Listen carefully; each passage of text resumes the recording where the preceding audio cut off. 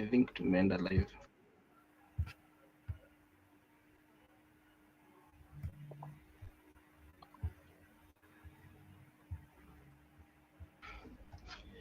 Okay, I think we are live.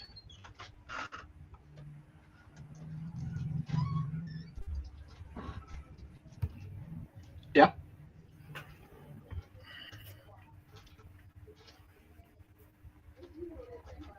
Yeah, I think we are live. Yeah. So GM, everyone. Today I'm joined by very great guys. Yeah. We have Cindy. Finally, Cindy is here. Welcome back, Cindy. We have Ronet on the call, and yeah. So awesome. So without wasting so much time, I'm gonna share my screen. Just for a small recap of what we did last week and the other days. So awesome.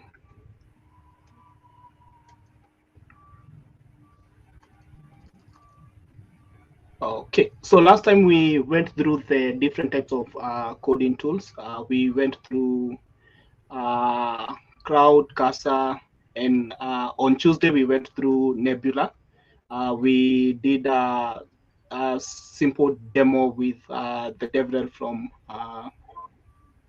ThirdWeb, and you saw how you can be able to interact with the Python and the Nebula from ThirdWeb to interact with the blockchain, to get price, coin price, wallet price, and such, and even swapping. Yeah. So today we're gonna be looking at now something more in depth of how you can be able to use blockchain to make it simple and to make it easier for people to be able, like, have you ever had a moment whereby you are opening different tabs?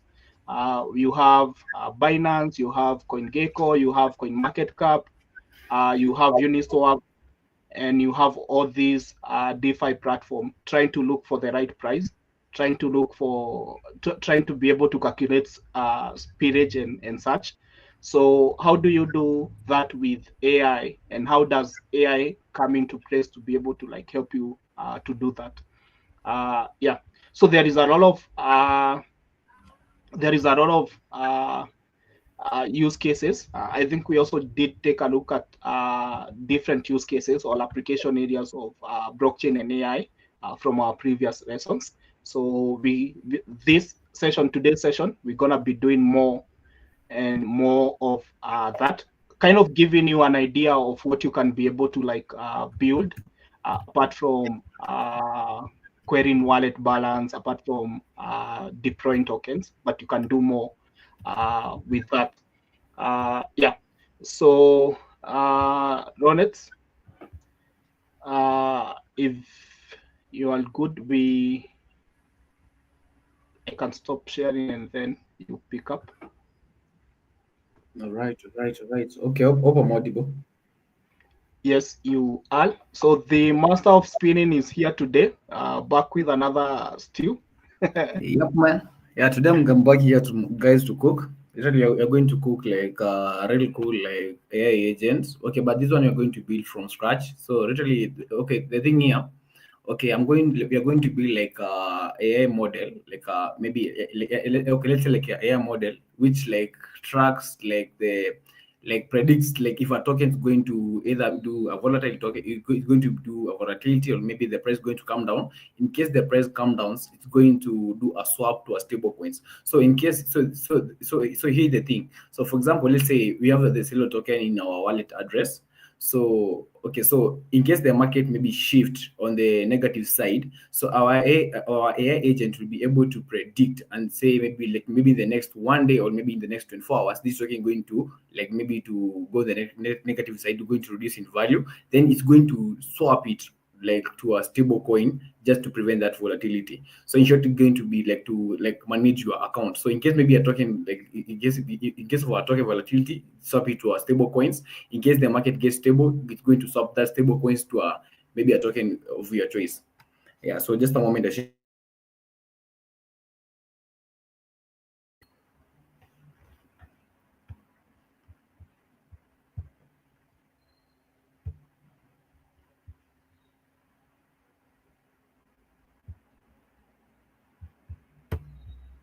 Yay. Yeah. In the meantime, as you share your screen. Okay. Hi everyone. I hope everyone is okay. Thank you guys for joining in. And sorry I haven't been around. And yeah, thank you, Ronex. Let's just this to stage. Yeah. Okay, You can currently, continue. okay. The thing which I want to like to walk you through, guys, just like I want to give you a like a view of how the AI agent work. Then we are going to maybe backtrack step by step on how to build your own AI agent, like maybe from scratch, I can say. Okay, so okay, let me just start this like the AI agent. Then I'm going to start on the front end side. Then on the client side, then we are going to see like how the AI agent like operates. Okay, currently, today our code of choice is Python because that's like the best like language to do with AI agent and models. Yeah, like it has a lot of library which supports AI agents. Yes, so Python has been in the forefront of building AI from machine learning, AI, LLMs, and such. So it's a good choice for creating such an application. Yeah, awesome. You can go on. Okay, just a moment. Really, okay, it's taking some time maybe for it to start up.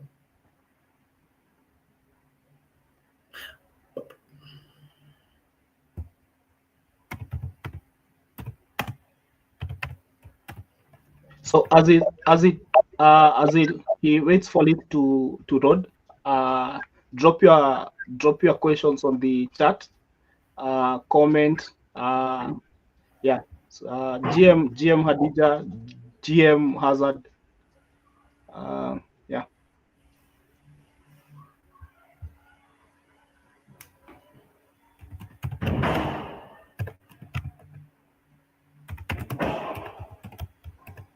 So Yeah, and if also you to add, okay, sorry. Okay, sure, go on. Yeah, I wanted to say also to add on why we are going through this project, which is an AI agent built from scratch.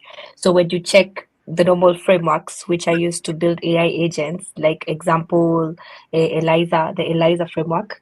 So this is the reason why we're going through this project. It's because there's no framework which has been used to build the AI agent. Everything is built from scratch, from even training the model, of which this helps give you a background to when you're now using a framework like ELIZA OS and you use an LLM like OpenAI, which is already existing, so you don't have to like train your model from scratch. That's why this is super important, so that you can see the thought process of creating an AI agent from scratch without having to use a framework, so that by the time you're using a framework like Liza OS to build your AI agent, you have behind the scenes, you know how the thought process and how exactly everything is done to create an AI agent. So when you check here, we're not going to be like using OpenAI API keys or anything. Yeah, you'll see how we've trained some sort of model from scratch. Yes.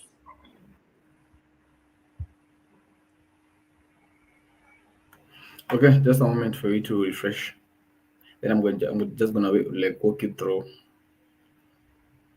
Yeah, wait for the pandas and NumPy. Yeah, try. Okay, so currently this the AI volatility model. Okay, so basically, okay, this is what I anticipated. For me, I wanted like to make it easier for the users to use. Okay, like okay, for example, okay, the other previous AI agent, like you just provide your private key on the .env file here, as you can check. but in our case, really I want to like because just like a demo or so, I want just to provide them my private key here in the user interface, then for them like to interact on the AI agent. For now I'm just going to just type a random, like maybe let's say private key, yeah, because I know you guys are not maybe trustworthy. So maybe just going to use like just a random key. Okay, let me just go into the dashboard directly.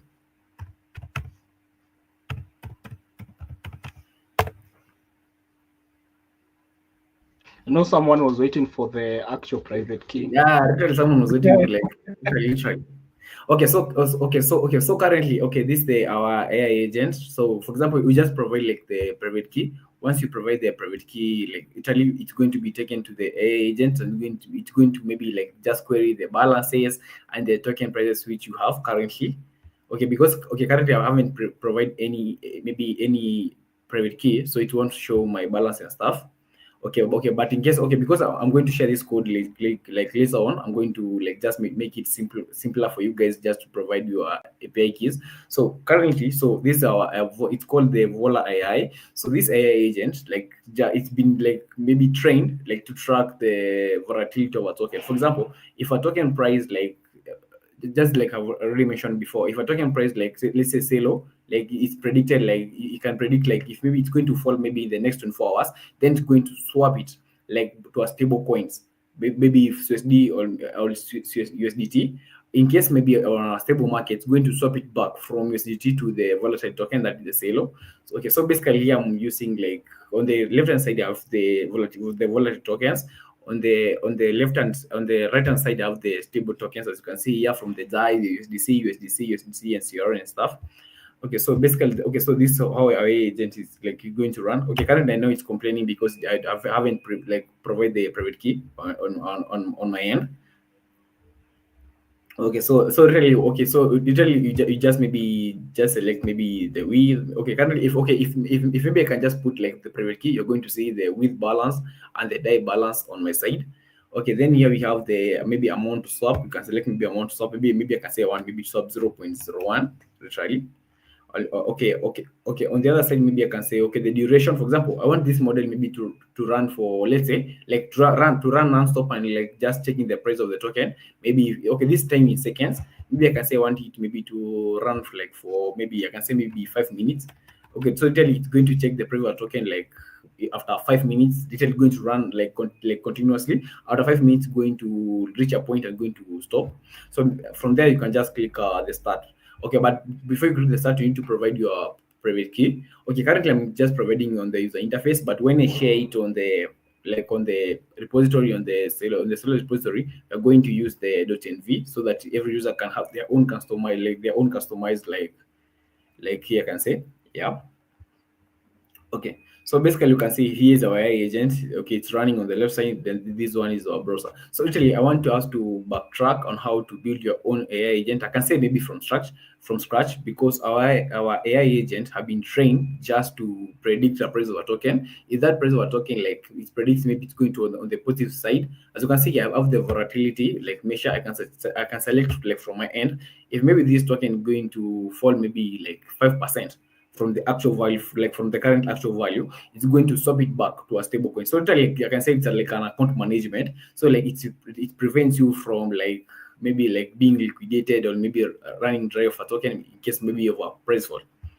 So this is what we are going to backtrack to it. So like I'm going to show you like a step-by-step way on how to build your own AI agents.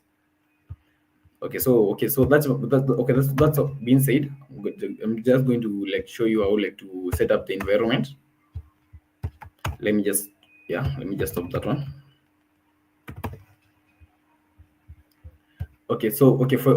For running your own environment. Let me just open a new terminal here.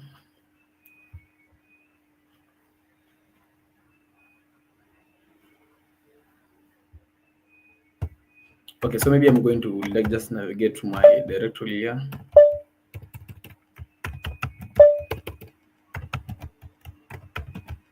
In case of any question, you can raise it on the chat. Yeah, maybe Jolan and Cindy can respond. I'm going just just like directly. Okay, maybe I can say maybe okay today being like Thursday, maybe I can say yeah, like I think like that.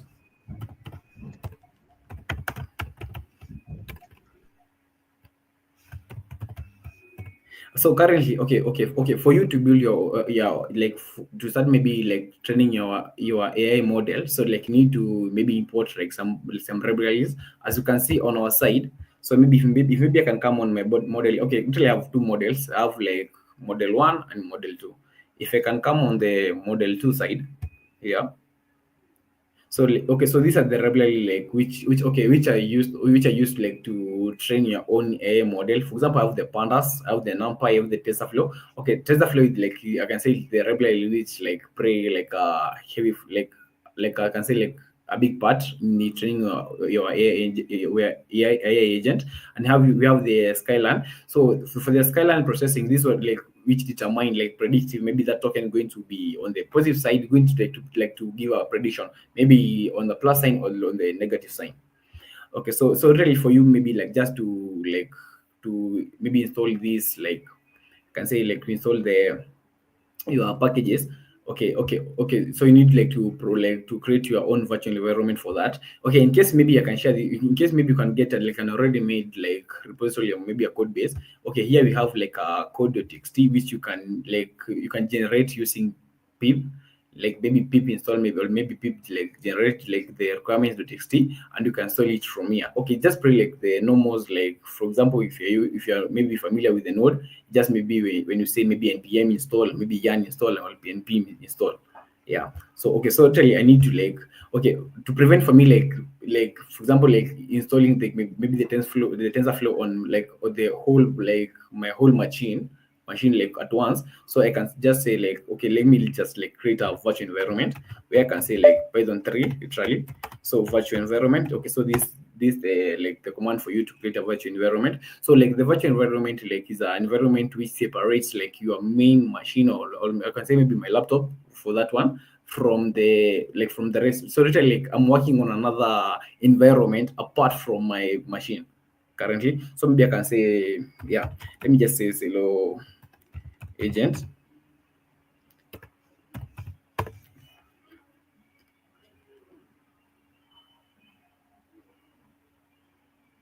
Just a minute. Okay, so once you have just created your virtual environment, you can just maybe activate it. Where you, okay, for the command for you to activate like a virtual environment, you can say just source, then the environment, the virtual environment which you have already created. Then you can say the bin, then activate. Yeah, can activate the environment. So literally, okay, as you can see on my left hand side, I'm on the Celo agent like in virtual environment. So anything I'm going to install here, maybe using maybe like say pip, let's say maybe pip or pip 3, maybe pip 3, maybe install. Maybe I can say pandas. Yeah, if maybe I can just install like anything here, so it's going just to be installed on this only virtual environment. It's not going to be spread across my machine. So literally I have like a controlled environment where which I can use for it like to train my own AI agents. And maybe yeah, okay, so I'm just going to terminate the installation. So currently, okay, so that's the first process. Just create like your virtual environment. Just maybe like you can maybe say maybe like to create maybe those files. Maybe I can say with the main, because the main is the entry point of the okay in the Python side. Maybe I can say, maybe install main. Okay, just create a file called main.py. From that, maybe I can just maybe create a folder there where maybe I can say, okay, this one maybe I wanted them to be config, where maybe I can just config maybe the EVM compatible like blockchain. Okay, etc. And maybe okay. For the AI agent, you use the main API. If you want, as you can see here, I'm using like the AI agent like on the back end, and as well I'm sending those requests to my front end. So currently, okay, the thing here I'm using, okay, currently, okay, as you can see here on my app.py, I'm using Flask, which is a framework which you can be able to like maybe like to create like REST APIs for you like to interact with your AI agent and send them to your front end. Yeah. So okay, so from there maybe you can attach maybe a file. Okay, you can just create a file maybe called app.py. So this one is going to be the entry point, like the integration or maybe the connection point of the the AI agent on the back end, and on your front end, the user interface on your side. So basically, that's how you just like create those files and maybe import the necessary like files. For example, pandas, TensorFlow, and the rest. As you can see from here, where I can go from to a model 2. Yeah, where I can go to the pandas, NumPy, TensorFlow. You can just create there and just maybe just create like a file structure like this one. As you can see, maybe I have an account.py. Okay, for the account here, okay, I will just build like for specific purpose, just an EVM wallet for you. Like you can, as long as you just pass your user address. Okay, for you to pass your user address. Okay, as long as you just pass your private key. Okay. For now, I'm just passing it on the front end side on the interface, but as long as you're going to pass it on the user interface, it's going to automatically like create a user address from that private key, so you don't need to add like a address, like a user address. So that's the public address. So as long as you have the public address, so using the account, you can get the user account balance. Okay, currently, okay, here I'm leveraging like the Web3. Okay, currently I'm just using like the W3, but you can see like if you come here, it's from the Web3.js, that's the regularly. But okay, but on our side, because I'm using Python, it's Web3.py on the Python side. As you can see here, you just provide like your RPC. Currently, I'm just on the testnet, so I'll just provide my Sapolia, but you can provide any RPC for any network which you provide. As you can see here, I have the Celo RPC, the SUSD, the DAI, and Sapolia. For example, if you're going to leverage, like let's say you're going to leverage like Celo, so you can just provide the Celo RPC. Then maybe you can like leverage the Mento swaps. That's so like swapping from the stable coins and the Celo, and maybe the local currency like the CKS. So like maybe you can just like press there like the seller RPC, and then maybe you can just like do the swap automatically. But currently, because I don't want to use like to go on the minute, or maybe just leveraging the Sapolia RPC. That's why you saw on my front end, I had the wrapped ETH like as my volatile token. Okay, so from there, okay, back to the accounts. As you can see here, I have like account just to take the user balance, and here I have account like just to get the user address. So as long as I have the private key, I can just use the web3.py library, like just to like I can say maybe to walk back from your private key and generate a public address from there. Okay, so that's one like of the file maybe you can create, like just to get the account of a balance of a user. The other thing, okay, because you are interacting with maybe let's say ERC20 tokens. Okay, so okay, maybe if you maybe I can just maybe give a minute for Jolan to talk about what is an ERC20 token for those who don't understand. Yeah, Jolan. Yeah. Okay. Awesome. Yeah. So for those who are not familiar with ERC20 token, so ERC20 token is a Ethereum request for comment named number 20, which is basically the token that you do have. So they have like around around 8 mandatory functions. So the name must be there. The transfer function must be there. Transfer from function has to be there. Balance of decimal. Normally, the decimal is around 18 decimals for most of the token, apart from Bitcoin. Bitcoin has its own standard, which is around 6. USDC is no, Bitcoin is 8. USDC is 6. So when it comes to USDC, you have to be careful when it comes to the conversion. So Circle has that documentation where you can be able to work around with the documentation. So remember, Celo has the stable currencies, and it has also the ERC20 token. So most of the ERC20 token are volatile on most of the coins, and also most of the coin, something like Ethereum, something like Celo. So that's why we may want to have something like this. Yeah.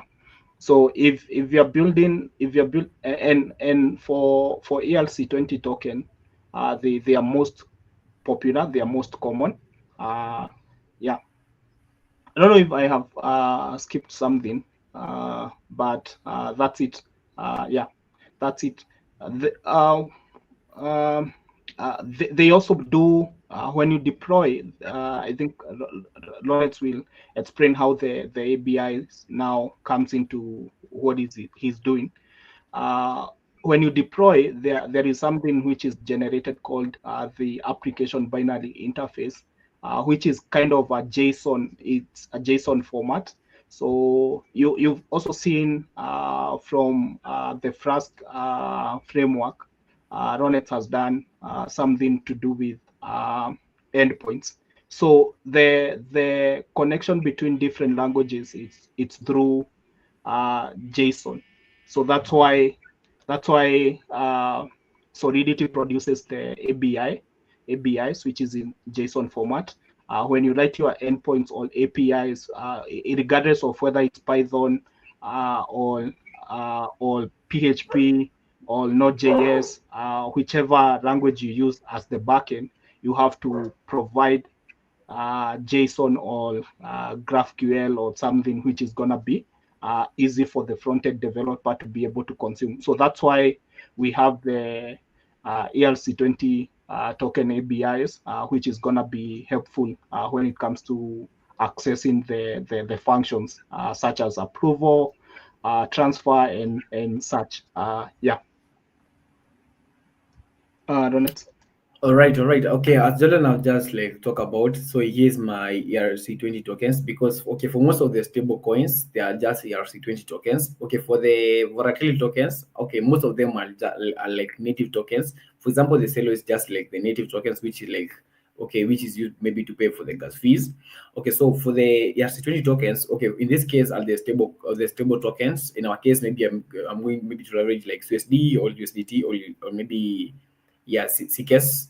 Okay, so as you can see, so here is the ABI JSON which is generated when maybe like you compile like a ERC20 token, like from maybe a Solidity. So as you can see here, we have those like the functionality and the maybe the name. As you can see here, you have the name, maybe the approve functionality, which maybe take a name, maybe take a type, maybe return a boolean. Those are the outputs. Yeah, okay, from the total supply, which like get the total supply for that token, maybe maybe in the market. Or maybe it's like it's ever been like maybe been generated or be minted. Okay, the transfer from one user to another.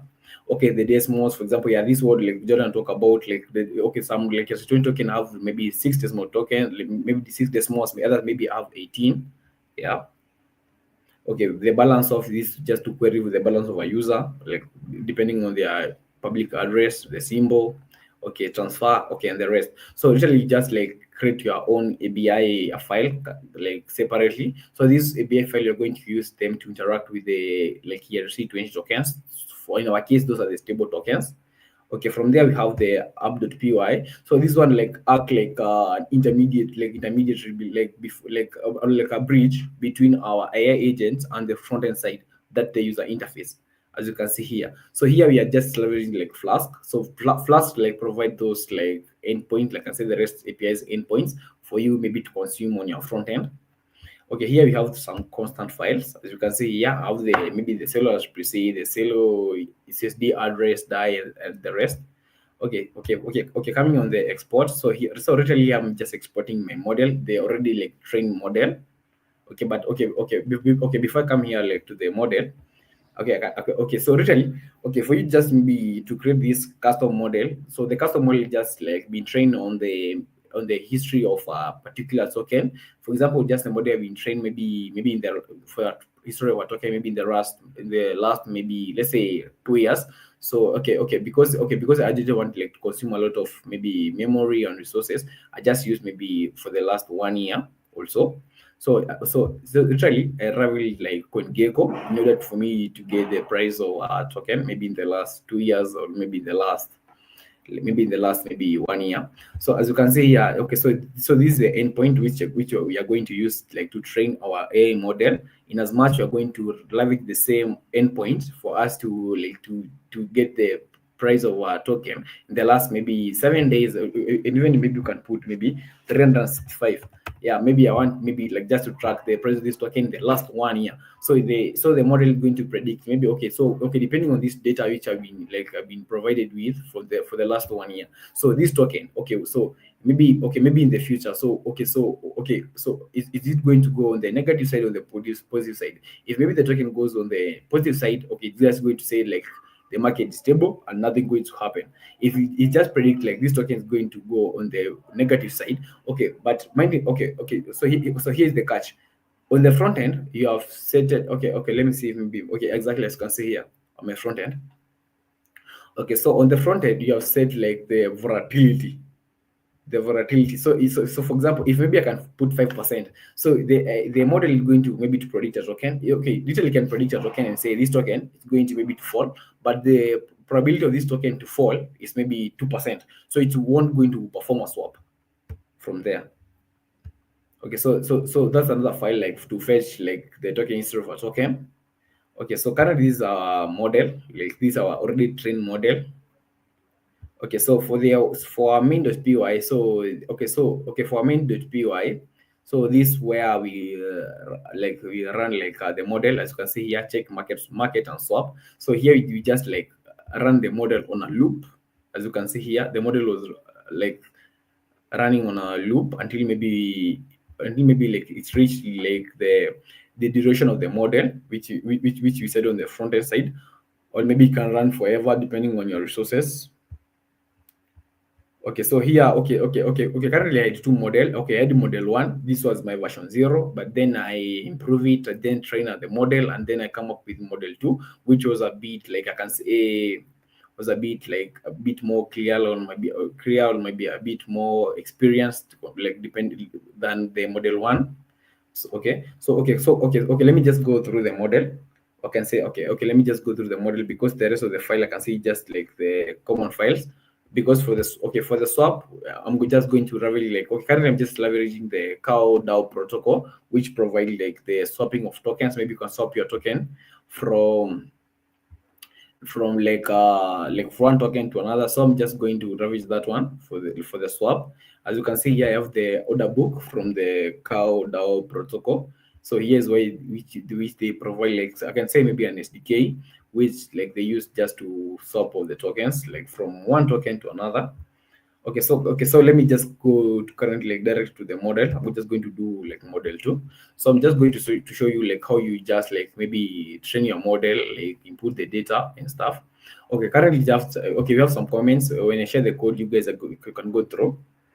So usually we import the necessary files from the pandas, NumPy, TensorFlow, the Keras and stuff.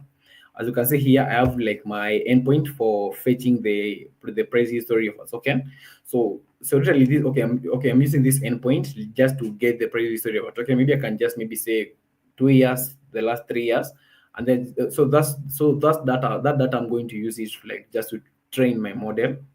As you can see here, I'm just getting the data. So the first process here is, okay, once you have getting the data, so you need like to prepare the data, because like we need to clean the data, because the data like from maybe CoinGecko, okay, it comes like with a lot of fields, maybe from the time, timestamp, the price, market share, like the total market, like the TVL, total volume and stuff. So like we need to clean the data and get like maybe the field which we require. So in our case, we require like to use the price, literally, because our model, we want to train our model like just to focus on the prices, just like to predict like if maybe a token going to go up or down depending on the price. So as you can see here, so the first like step, just extract the prices, data processing. As you can see here, I'm just like extract the data, do the processing, and clean the data, and just getting the price from that data. The only thing I just like do, I just require maybe like just to calculate the percentage maybe change, and so it maybe in we need to show maybe in two different columns, because we have the positive side and the downward side. As you can see here, we have the price change as is there, and the direction, because I want to like train my model on the price change, like just monitor the price change and also predict the direction, if maybe this price change going to go up or down. Okay, currently for me, I've just put it like just to do 0 or like 0 or 1. If as you can see here, if the price went up, okay, really, it's going to just to give two values, either a 0 or like I say a 1. So if the price is going to go up, it's going just to do 1. So that's it. The market is stable. If it's going to predict zero, let's say the market is like capsizing, I can say like, okay, yeah, okay. So from there we have the maybe like the another columns here just to check the lag prices, moving average, like the volatility, yeah, from the prices and stuff. As you can see, the mean, the standard deviations. Okay, from there, so okay, the next thing we need maybe to drop some rows. Okay, that's the same process on the cleaning of the data. Okay, from there we need maybe just to use the Scala now to normalize the data. Okay, normalization of the data, I can say maybe grouping maybe data or like all the same, like say maybe same type also. So as you can see here, I'm just grouped from prices, lag prices. This is the column which I want, moving average, the volatility, yeah, and just providing the values from there. From there, I'm just going to prepare the data for training, because now you have just like collected the data from the, can say the CoinGecko. Now I've already processed the data. I've already like created my, which columns I want from the prices, they are moving average, like, and the volatility. From there, now I need to prepare the data for training. I need to come up with features. So okay, features there can say just maybe like columns. So like these models need to come with a price, the lag price, moving average, and like and volatility from the data provided. Okay, now from there we can define the network which we want to use. So okay, in my case, I was leveraging the neural network. So just like our AI model can adapt and learn as it's going to like process more data, as well as training and training and training. Okay, so from there, you just like train the model. As you can see here, just the model will fit the X, those are the columns, the Y, yeah, the epinotch. Literally, okay, you can increase the epinotch if you want to get like a more refined like output. But for me, I just decided to go with 300 because just to conserve my resources. Okay, that's the batch size. Okay, from there, that's the completion of the training of the AI model. Now you get a model and you get a Scala. Yeah. Okay, so so that's our model. Then you can compile the model. Once you compile the model, now you can get this one. You can get this. So these are our model which you can export. So this is what you guys are using maybe from the OpenAI, the DeepSeek. So they just train their model and come up with this. And from there, they can just maybe, okay, as you can see here, where did they have it? Where did they have it? Where did they have it? The model.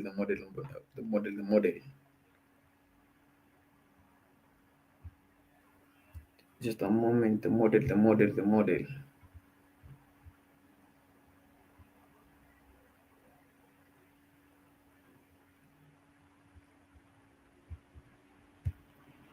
Okay. This was the main file for the models. Okay. No, this for the Really for this one. Okay. For the pre-processing. Okay, listen. Okay. So for the pre-processing, because like the model is trained on a specific data type and it's already been cleaned, you need to do the same steps in each. Like, if, for example, if you're consuming other like data values of some prices, so you need to do the same process from data cleaning, just removing the, like, I can say maybe like the unwanted fields. Yeah, so you need like to do like exactly the same of which you did like on during the training of the model.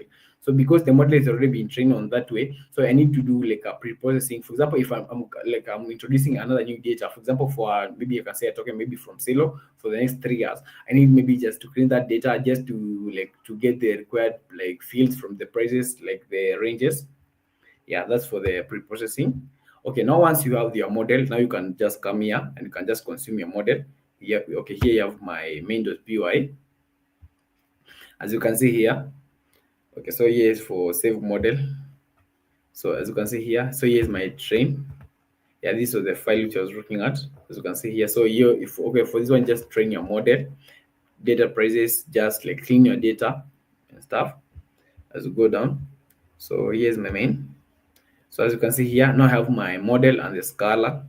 Okay, from there I can just check maybe, okay, so I can check market and do this like some sort. So for the checking of market, so okay, so for me just to check the market, so I need like to get like the token price of this token. Maybe I can say for the last maybe 1 day, or maybe for the last like maybe 2 days. Okay, for that one you need just to change the number of days, of which you can do it on the front end side. Maybe for our case, maybe I can say I want to change this date. Like, I just want to monitor the price of this token like in a day. Okay, so from there I can come to the main. Okay, so as you can see, I'm just getting the data. I'm just okay. It's just like a confirmation to see if maybe the data is present. If the data is not present, there's no need for me like just to like strain the data. I'm just going to return, just to exit. Okay, from there, I'm just going to do the same process which I did like during the training of my model. Extract the prices, like cleaning the data, and then passing the clean or the refined data to the model. As you can see here, the last price, as you can see here.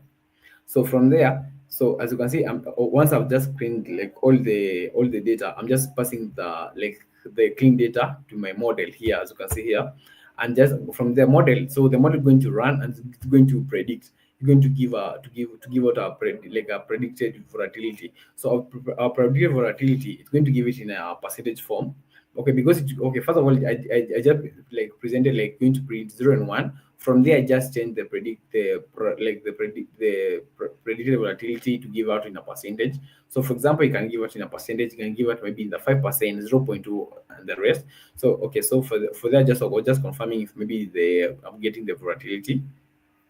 Okay, so literally, okay, so here you just check. Okay, so the predicted volatility from the AI model.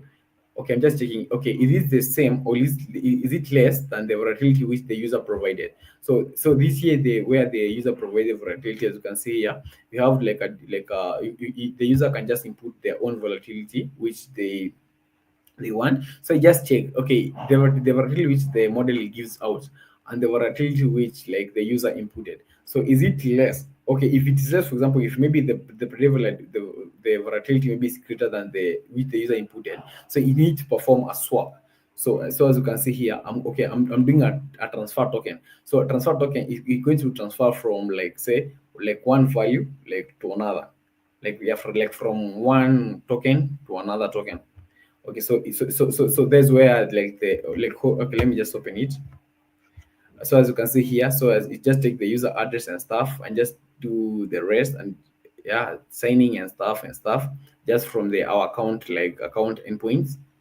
Yeah, from there just going to do the swap, as you can see here. Yep. So for example, if the volatility is low, so it's going to perform the swap and going to swap your volatile token to back to the stable token. But in our current case, we are leveraging like the cow DAO protocol, because those swapping what happened like automatically, like you need maybe to have like to ravage the protocol. In our case, maybe okay, if you're building for Celo, you can ravage the mentor protocol, which they do well in their token swapping like protocol. Yeah, so currently, okay, for me, I just say like, when it's true, yeah, you just run that like the AI model like just I can say that like forever actually, because this like okay, this condition is never going to stop. That's why as you can see here, the model was running in a loop. Yeah, okay, so from there, so literally once I have the model, now I can come to my endpoints, as you can see here. So here we are ravaging the Flask, where we are fetching the data prices, data prices to maybe to push to the model using the Flask. Yeah. Okay, for me, just ravage, like I just build my own class. Yeah, do the model, create some endpoints here. As you can see here, I have an endpoint called update prediction, which run in a loop. Yeah, okay, I just provided some comments. You guys can check it out once we share the code. Okay, now you have another endpoint to stop the task. For example, if you want like the AI model like to stop like running or maybe executing, you can just stop it. Another thing, you have the processing of transactions. Here's where it put like the transaction in a queue. For example, maybe you can say maybe okay, because maybe the user maybe can input like okay, let's say if it just predicts maybe in the next 5 minutes, the token is going to go down. Okay, so it's going to put that transaction in a queue in case that transaction won't execute. Yeah, so like for example, just to prevent deadlocks, I can say that's why you're ravaging the queue. Okay, here I'm just taking the private key from the front end, the amount in way, the sell token, the buy token. So those are the token swappings. So the percentage threshold which the user provided, as well as the token, like token A, that's the stable token B, that's the volatile token, and as well as the latest prediction for the sell token. Yeah. So okay, and here I'm just combining like the token pairs. I'm just combining for the token pairs in order for me like to like send them back here on the front end side. As you can see, like where I'm using like the stables and the volatility token. Yeah, so the Flask like help us to do those endpoints. Okay, from there just get the user balance. Yeah, sending it back to the user balance. Yeah, from there just okay, just from there, then from there just I can then hit like the loop. For example, if the predicted, as you can see here, if percentage volatility threshold which the user provided is like less or maybe greater or than what the I can say the model provided, it's going to do an automatic swap of the token, as you can see here on the order book. So here is where really the swap is going to happen. So you're going to take the private key which the user provided on the front end, the amount to sell, the token to buy, and the rest, as you can see here, and Ian just revealing the from the account file to get the user balance. Yeah, for example, if okay, in our case, we're just checking. Okay, literally, okay, we have reached a point where the model have just predicted like, okay, so the price of the token is going to maybe to shift on the negative side. So you need to swap. But for example, okay, so for example, so if you need to swap and the user does not have that like that amount, there's no need for me like to call the endpoint for it to swap. Yeah. Okay, that's from okay. So from it, okay, that's just condition. Okay, for you, I'm just approving like a transaction. Okay, for you just to send like a ERC20 token from your wallet, and you need to approve the external wallet for it to take it out and do the swap. Okay, from there, here we have the swap functionality. Here we have the swap of tokens. Let me see if maybe I can open this. Guess with the swap of tokens in the same file. Yeah, here's the approve. Yeah, so that the order book for which the core protocol provides. Okay, so now from there, so not really now from there, now you can start your model. For the front end. Okay, let me say, let's just talk a bit about the on the front end side. Okay, in the front end, just right, like using the Next.js, we have just create my endpoints where you can see we have maybe okay, as well I have some ABIs for ERC20 token for me just to get the token price of some tokens on the front end.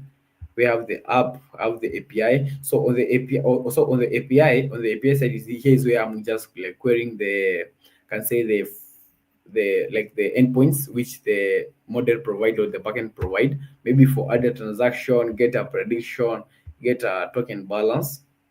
Yeah, now okay, now from there, now literally now you can start maybe your AI agent. For me, okay, in our case, okay, literally for you to maybe to start like a Python project, I'm just going to try maybe Python 3.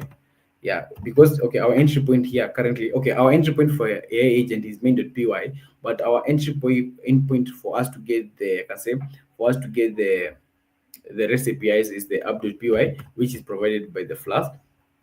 Okay, now you can start your AI agent as well. You can start your client because as you can see here in the,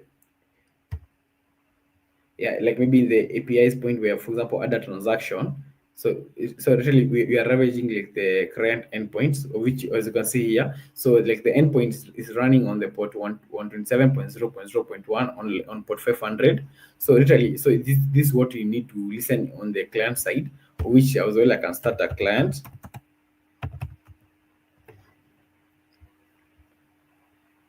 Yeah, so basically we're just listening to this port on the client side, but now you can put the client side on this port, either in the local port or on my network port. Yeah, so that's what give us this one, like on the dashboard. So in order for the agent to work as you require, just need to provide the private key. Yeah, just that.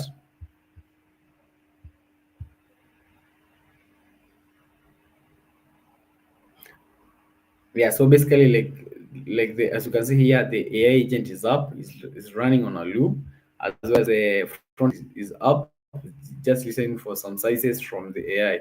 So from there, a user maybe can just interact with the front end and they can do like some transactions, like do or maybe just allow the AI just to do like the automatic thing, just for it to predict like the price of a token. In case it's going down, it's going to just swap it back.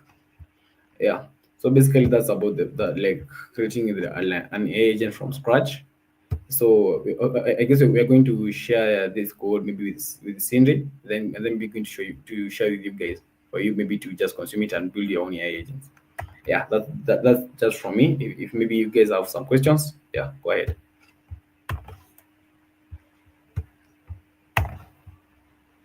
Sure, there are some questions on the chat.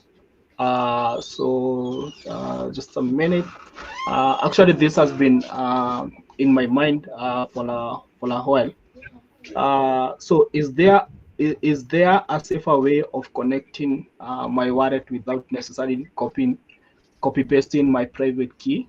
Clipboard attack might haunt me or any unsuspecting person. So I've shared some of the answer on the chat. So they are what not to do when it comes to sharing your private key and your environment variables. So remember, if you are using AI to build your application, so if you're using AI to build an AI agent, you are in trouble. So one thing, never share your private key with ChatGPT or any other third-party cloud hosting agent. And the other thing is never store it in plain text in a database. So always make sure you encrypt your private key, or never send it over the HTTP. Even if encrypted, never do that.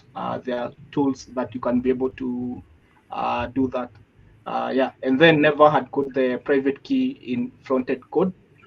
Yeah, so there are safer alternative depending with the architecture or the design pattern of your AI agent.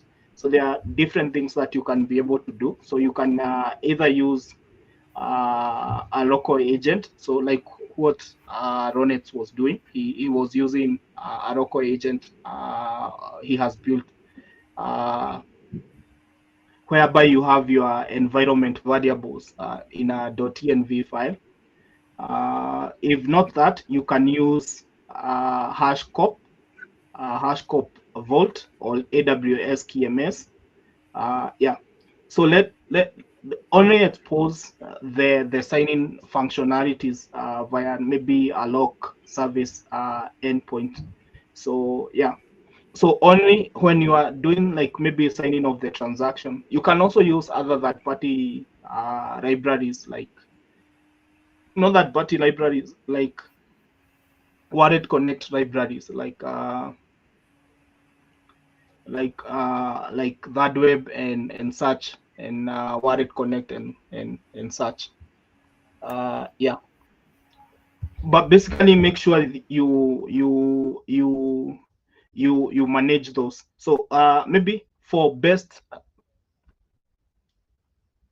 yes. Let me just share something.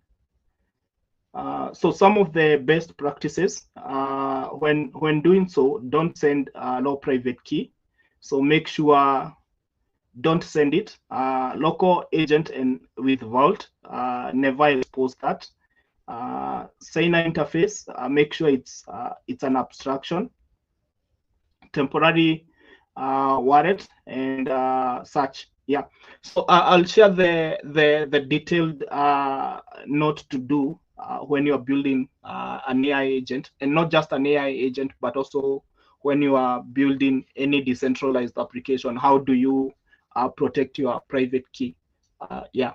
So after all, the AI models or AI agents are running. Remember what we talked about in the beginning of the session. They need to be able to like adapt. So they may adapt and they may start and other people are building something which is also maybe malicious and something contrary to the ethos of blockchain. So you need to be very careful with such. Yeah. Otherwise, I don't have anything else to add, unless there is any other question. This is a GM. Yeah, this is a GM. Yeah. My friends can come back and maybe say something as we, yeah, they can come back and say something if there is no one who has a question. Yeah. So basically for me, depending on this, like the issue of maybe using the private keys and stuff. Okay, I was doing a research for me, for example. Because if you have seen, for most of AI agent, like you need to provide maybe the private key maybe on your DNV. Okay, which maybe give can say maybe like, okay, it's more like advantage for the dev sides, but like less advantage for the client side. Okay, so for me, I was just doing a research for example, if maybe, okay, instead of using maybe maybe enter your private key, or maybe just providing your private key on your like your .nz, or doing a research. For example, if I just can connect my wallet here, maybe you can say maybe my MetaMask wallet here, and just then sign up maybe sign up a transaction, and then send that like signed transaction on the maybe AI agent where it can execute. Okay, so basically I can say, okay, I'm still doing some research on that one. Okay, in case maybe I can see like fruitful like results. Yeah, literally I'm going to share. Yeah, but so far I haven't seen like a good way like to use the private keys. Even if you use like on the backend on the .nv. Yeah, okay, literally it support the devs, but there's some disadvantage to the client. Yeah, that's my take. Yeah. Yeah. Actually from our call with last week from the head of Seller Foundation AI, that those were some of the pitfalls that there is for most of the AI agents out there. And yeah. Yeah, before we continue, I just wanted to quickly, for those of the guys who are entering right now, I wanted to quickly share the flow of what we've been looking at right now. So we've been looking at our volatility AI agent, which is built from scratch. So there's no framework, like I said. So the user flow which we have here is we are fetching real-time data over token from let's say CoinGecko, right? So once you fetch this data, it will most likely present like as a JSON payload. So the next step is to process the data which you fetched for the token. Let's say you want to fetch like real-time data for the past 1 or 2 weeks for the Celo token. So you go to CoinGecko and then you use the APIs, and then you like, okay, I want to get this data for how the Celo token has been performing for the previous 2 weeks. So it will get like a JSON payload, right? And then once you have this data, remember we are not using an LLM like let's say OpenAI, right? So we are going to train our model on this. That's why Ronex has shown the two versions he worked on, model and model 2 .py, right? So you get your data and then you pre-process the data so that it's cleaner. And then once you have your data which is pre-processed, you now train your model on it so that it's able to predict. I have this token for how the Celo token has been performing for the previous 2 weeks, and now I can train my model on it to see how it can predict how it's going to work next, right?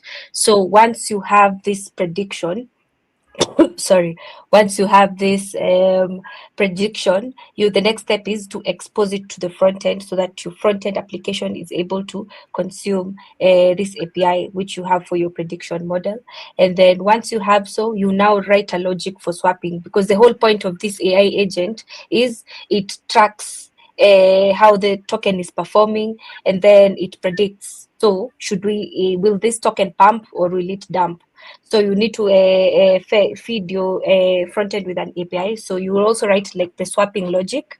So you'll be like, okay, so based on how your model predicts how the token will perform, we'll now want it to swap to stablecoin. So you'll have your swapping logic there, and then you'll now use it to like trigger so your API, right? So once your model predicts, okay, this Celo token will dump, let's say in the next coming week, it will perform more poorly than how it is right now. So the best thing for you is, I want to convert your token to like a stable coin to avoid you having more losses. So the AI agent will swap the token for you, so that you avoid having more losses. So that is like that's a higher level user flow of how the entire volatility AI model works. You fetch data from CoinGecko or any other oracle which will provide you real-time data on how a token works. You clean up the data so that you use it to train your model with. You train your model so that it can consume this data and then predict the outcome of your token. And then you write the swapping logic, which you will use to you'll now use the RPCs which Rodex was talking about, right? And then once you swap your native token to like a stable coin, that's the whole user flow of how this AI agent works. Yeah, so we'll share this code base so that you can go through it. But we wanted you guys to see how essentially you build an AI agent from scratch without having to use like so that by the time you're using frameworks like Eliza, you know behind the scenes how can you build an AI agent from scratch. Yeah, have I missed something, Ronex, Jordan? No. Really, that was well taken out. Yeah, Yeah, so mhm. no, Just no, no. continue, please, Jordan. No, just continue. You were saying. It has volatile.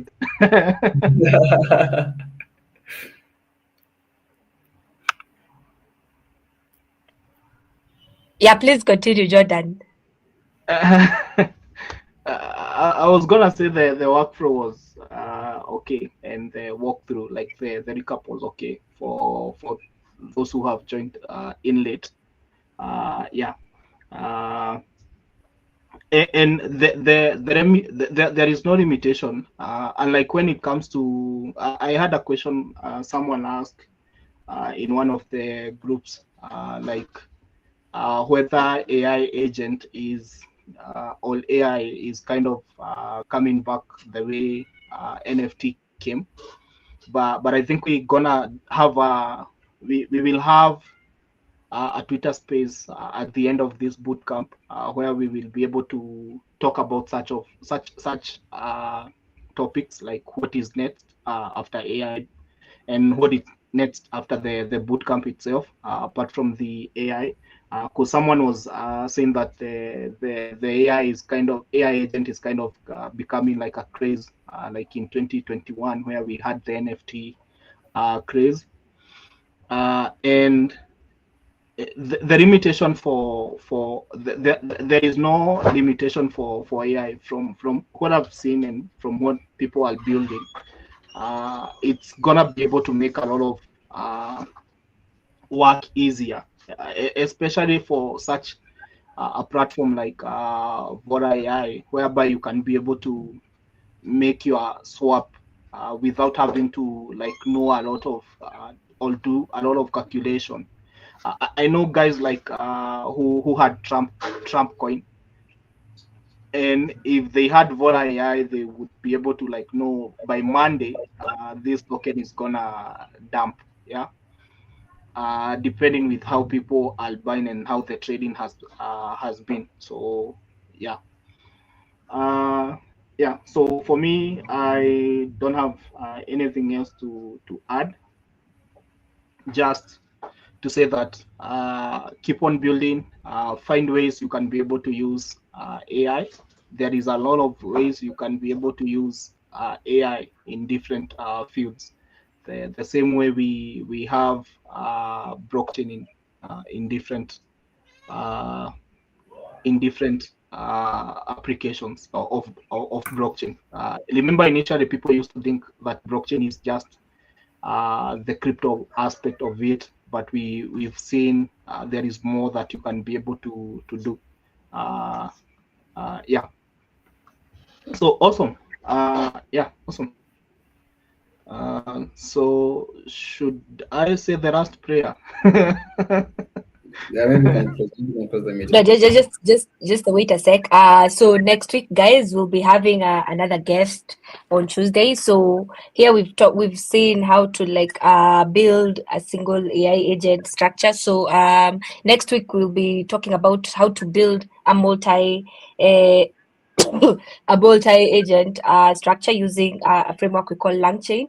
So we'll be bringing another guest. He's also from Celo Foundation. So he'll be taking us through how to build like a multi AI agent architecture and design it and build one using LangChain. So stay tuned for that. So that will like be the last.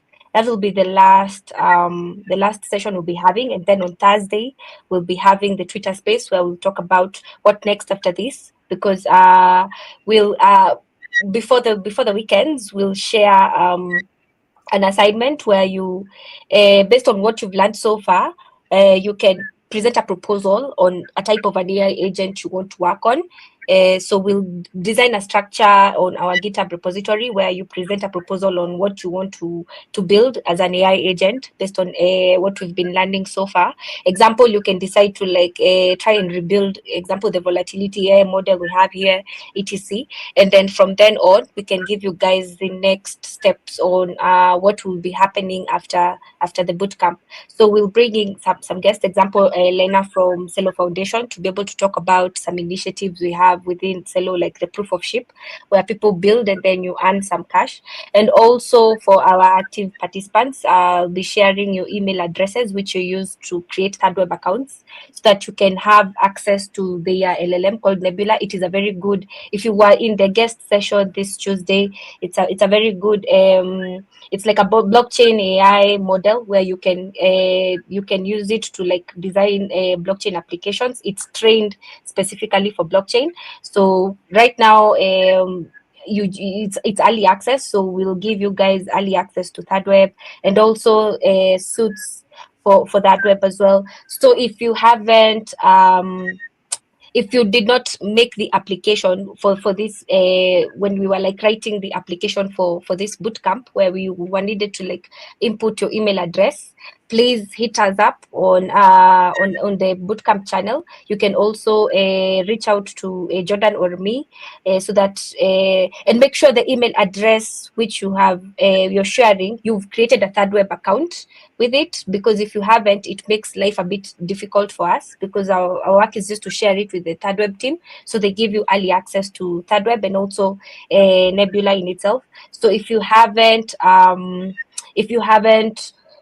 sorry, if you haven't created a third web account, please do so, and share the emails by tomorrow, because tomorrow is when I'll be sharing the spreadsheet containing all the emails, so that you get early access to that. And also the reason why we want to do beyond this is we also have a mini pay hackathon coming up, so you can also create like an AI agent around stablecoins, like we were talking about, even CKS, etc. So this is a very good project also that you can use to even work with during the mini pay hackathon. So we'll be sharing all of this, and also what next after this bootcamp.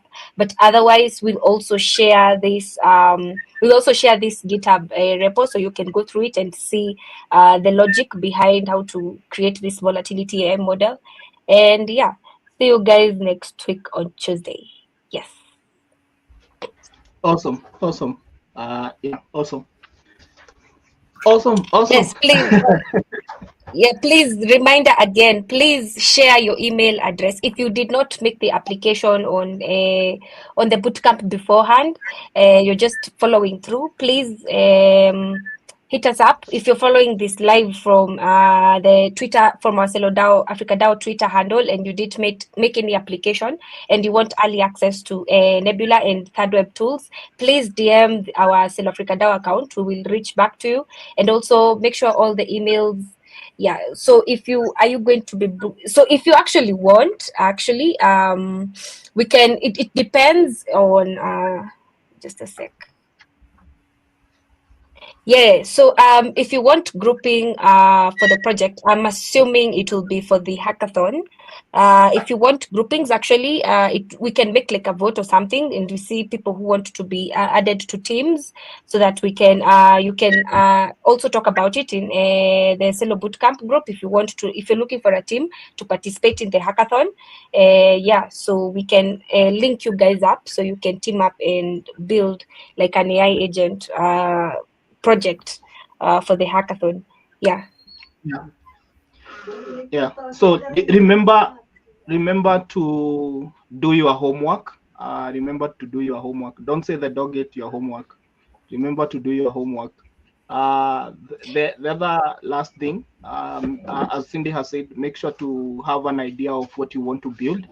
So there is a lot of opportunities. So there is the mini pay, there is the proof of ship, and then there is different ecosystem that has different things, but it's just a starting ground where you validate your idea. So after the bootcamp, you will be able to like validate your idea and get your idea out there, and you never know. So most of the guys who are on this call have been participating in various activities within the Celo Africa DAO and also the Celo Globe.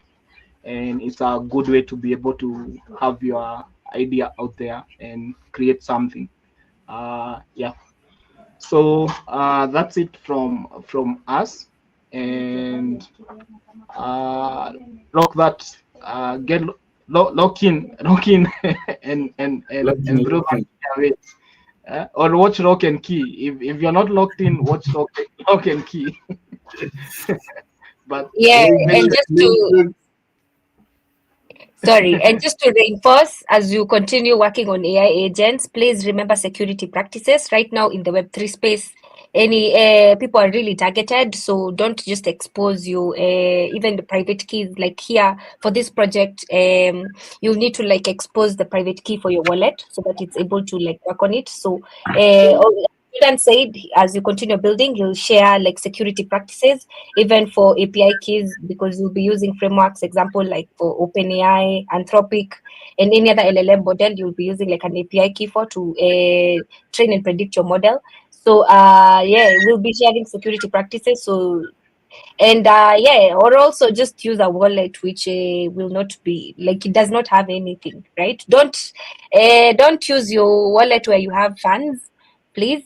And I don't want you to get drained, but yeah, we'll share some of the security practices, because with AI agents it comes with a lot of pitfalls in terms of security, because you have to expose a lot of API keys and your wallet private keys. Yeah. So somebody wants to drain the deep. The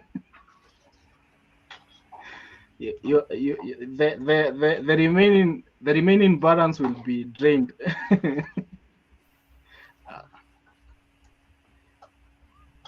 Yeah.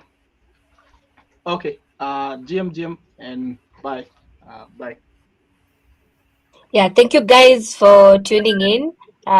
We'll see you guys next week on Tuesday, and bye. We'll share all these resources in the bootcamp, in the Celo Bootcamp group. Yeah. And cheers, guys. Thank you so much for tuning in. Bye. See you guys next week.